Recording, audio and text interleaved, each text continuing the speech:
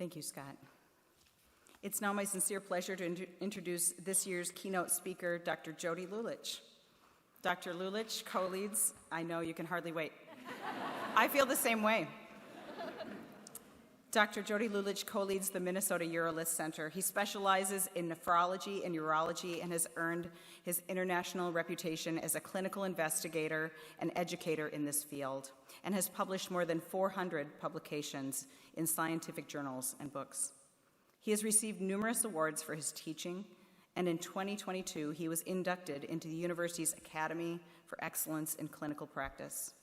In Dr. Lulich's memoir, In the Company of Grace, a veterinarian's memoir of trauma and healing, published in 2023, readers and critics alike have lauded its raw honesty and emotional depth. Dr. Lulich's storytelling and vulnerability have struck a chord with readers, making his memoir a compelling and impactful exploration of his veterinary career path. Please welcome the 2024 College of Veterinary Medicine Commencement speaker, Dr. Jody Lulich.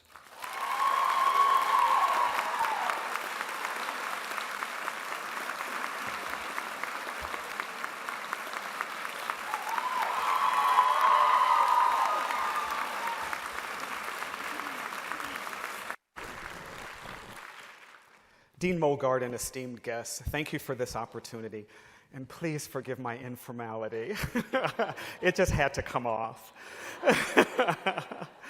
To the class of 2024, my words of wisdom: compassion knows no boundaries. It only requires us to step aside of ourselves long enough to embrace another. To illustrate that principle, I want to share 3 stories: the story of the stone, the story of the starfish, and the story of the snake. The stone. Geodes are one of nature's wonders. You've probably heard the phrase, "Don't judge a book by the cover." This is especially true for geodes. On the outside, a geode looks like any other rock that you may see out in the world. However, if you crack it open, its inner beauty is unmistakable. This geode was found on the coast of Morocco and is filled with glistening crystals of amethyst. What is the connection between geodes and veterinary medicine? What a geode looks like on the inside depends upon the environmental conditions on the outside, the temperature, the pH, and the minerals it collects. On the outside, a new veterinarian may look like fear, anxiety, and a lack of courage. As one of your teachers, I can tell you that the knowledge and skills that you obtained in your didactic classes and the wisdom and compassion that you acquired in clinics, that on the inside, you are filled with patience, intelligence, compassion, and tenderness. I hope that never changes. But if it does, remember that unlike geodes, your inner appearance is not etched in stone. You can choose to make a positive adjustment. Remember that the animals that you treat and the clients that you serve also have an inner beauty. On the inside, they too may look like fear, anxiety, and a lack of courage. They are often frustrated and confused because their pet is sick. Be patient and take the time to know them, to look beyond their outward appearance in order to see them at their best. Story number 2. I'm going to get this out of your way because it's a heavy rock. On the eastern shores of the Pacific Ocean, a storm approaches. In the distance, lightning strikes the water with uncontrollable fury. As the night progresses, so does the rain and the wind. The storm gathers momentum, violently churning the waters. The next morning, as the sun rises and the clouds retreat, there is a feeling of calm. That is until, I'm going to need Kathy Carlson's help here. She's going to stand up. That is until onlookers notice that the storm has plucked all the starfish out of the sea, stranding them on the shore.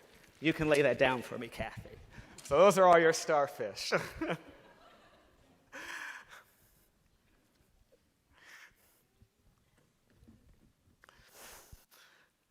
All who see the devastation shake their heads in sorrow, except a little boy who loves the sea and all the creatures in it. He runs to the shore, and he begins throwing starfish back into the water. So he throws them back in the water. So those are the starfish. In fact, he works tirelessly until he hears a voice from behind him say, "What are you doing, little boy?" "If I do not return the starfish to the water, they will die." "But there are thousands and thousands of stranded starfish. Do you really believe that you will make a difference in the lives of all these starfish?" The little boy holds up a starfish and says, "But it will make a difference for this one," and tosses it in the water. Others on the shore hear the conversation and see the boy's determination and are moved by his compassion. They call their friends, and their friends call more friends, and when they hear the story of the little boy and the starfish, the whole town comes to help. Before the tide rolls out,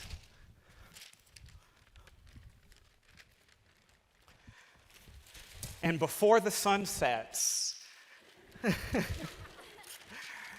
and before the night falls,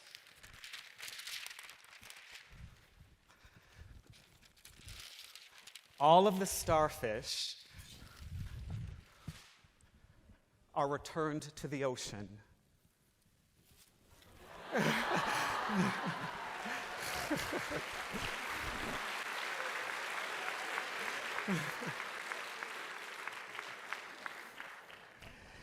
For those of you who know me or read my book, you know that I'm a starfish too.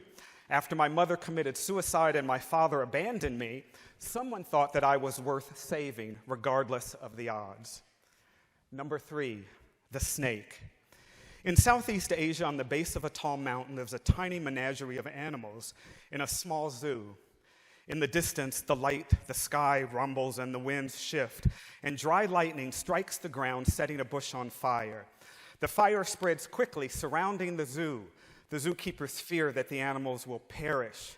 They open the gates and call for the animals to run. With the steep mountain in back and the fire in front, one by one, the animals brave the danger. The gazelles jump over the fire. The foxes and rabbits race through the fire. But the snake cowers in fear. He cannot jump and moves too slowly to escape without harm. A zookeeper sees the snake and jumps past the fire to save it. He lifts the snake to carry it to safety. However, when the zookeeper grabs the snake, it bites him hard in the hand. Ouch! The zookeeper lets go of the snake, and the snake falls back behind the flames. The zookeeper doesn't know what to do. Then he finds a tree branch on the ground. He grabs the branch and pushes it under the snake, and the snake coils around it. And the zookeeper lifts the branch with the snake and carries it to safety.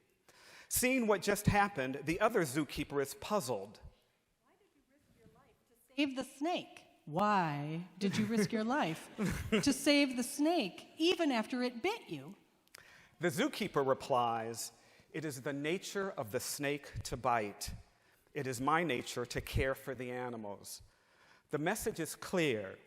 Do not let the actions of others dictate your own. However, while it is noble to offer assistance, it is equally important to protect yourself from harm. Why would I tell you these stories? I tell you these stories because at times you will be surrounded by skeptics. They will tell you what you can't accomplish and what you shouldn't try.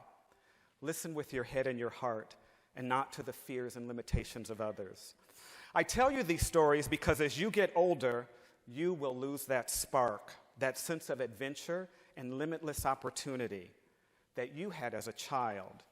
As we get older, we have a tendency to become hardened by rules, protocols, bureaucracy, and our past failures. Remember, it took a little boy throwing starfish back into the sea to show the adults the possibility of life.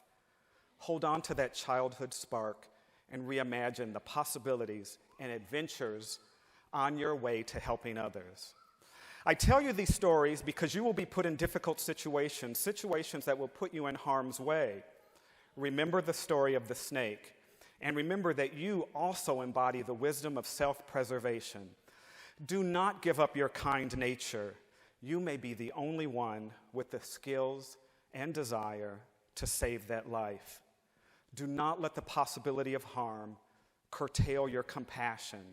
Instead, let your compassion drive your ingenuity to navigate a safe path to helping others. I tell you these stories because as you walk through life, you will meet others who do not look like you or talk like you, or for some reason you do not approve of. I had a client who looked like she didn't have any money, no clean clothes, and no facilities to bathe. She wanted the best for her sick dog. She brought her dog to me and said, Dr. Lulich, I love my dog. Do whatever it takes. I will pay whatever it costs. At first, I was skeptical. Luckily, I looked beyond her appearance and worked diligently to help regardless of what I thought that she would be willing to pay. Her dog recovered. And to my surprise, she paid her bill in cash. Remember the story of the geode. This client had an inner beauty and deep compassion and a high sense of financial responsibility that I had a difficult time seeing. We will not find another's beauty if we only look at the surface. This client would rather forgo the comforts of life than forgo the companionship of her dog. I tell you these stories because I care about you and the profession and your happiness and your growth.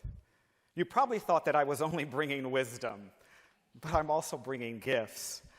To remind you, from meager beginnings can come immense possibilities. I have an autographed copy of my book for each of you.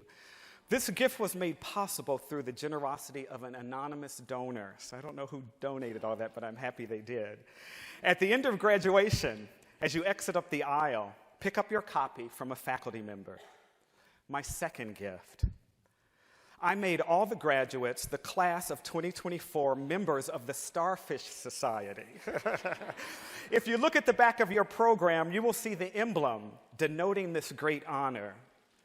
I've extended this membership to your parents, spouses, children, friends, teachers, and anyone else who helped you along the way. For my third gift, no starfish were harmed during my presentation. In fact, the starfish tossed over the stage are dog toys. If you have a dog, or even if you don't, pick one up on your way out. In parting, I am humbled to have been your teacher and to have been part of your journey. I am honored to see you reach this important milestone in your education and career, and I am hopeful that because of your inner beauty to guide you, that geode in your heart, because you are a starfish thrower with the compassion to help others, regardless of the odds, and because, like the wise zookeeper, you will not let the fears and actions of others rob you of your willingness to help while caring for yourself. Because of these attributes that you now possess, I know that tomorrow will be great because you will make it so. Congratulations and good luck to the class of 2024. Thank you. Thank you.